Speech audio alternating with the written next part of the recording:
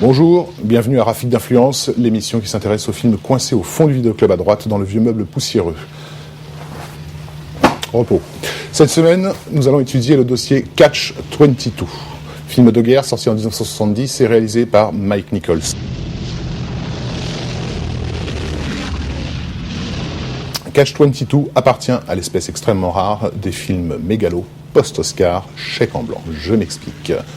Imaginez un jeune réalisateur sorti de nulle part qui réalise un film qui s'avère être un énorme succès public, un énorme succès critique.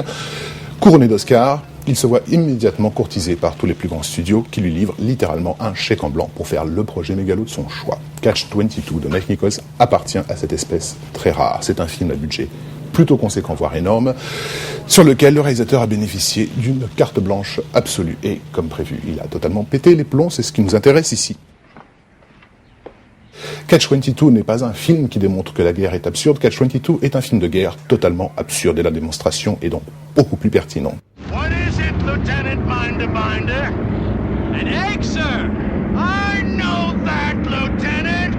Totalement expérimental, d'un point de vue scénique et scénaristique, d'un discours totalement absurde et nihiliste, budget gigantesque, Catch-22, et c'est prévisible, s'est révélé être un énorme échec à la fois public et critique. And don't forget, General Treadle wants to see a nice, tight bombing pattern on those aerial photographs.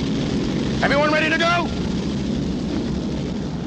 À vrai dire, toutes les expérimentations sur lesquelles Mike Nichols a travaillé dans le lauréat sont ici poussées à leur bout. Catch-22 est, pour les amateurs de cinéma, un véritable festival de plans-séquences, de montages parallèles délirants, de flashbacks et flash-forward qui s'interpénètrent, une véritable leçon de construction scénique qui fait entièrement participer de la folie ambiante et donne une espèce de cohérence à ce qui n'est qu'un gigantesque film chaotique. Anything the matter? My parachute. What about it? It's gone. Don't worry about it. What do you mean, don't worry about it? What am I supposed to do if I have to bail out? Use my handkerchief! That's the kind of humor in the face of adversity that keeps America strong. On trouve au générique de cette étrangeté des noms aussi divers que Martin Balsam, Martin Sheen, Orson Welles, John Voight, le chanteur Art Garfunkel, qui donnent tous libre cours à leur folie et participent du chaos ambiant, jusqu'à faire ressembler certaines séquences, en tout cas c'est ce que je pense, à de véritables sketchs de Monty Python. What? It's that Captain Yossarian. He's always bitching, always making trouble.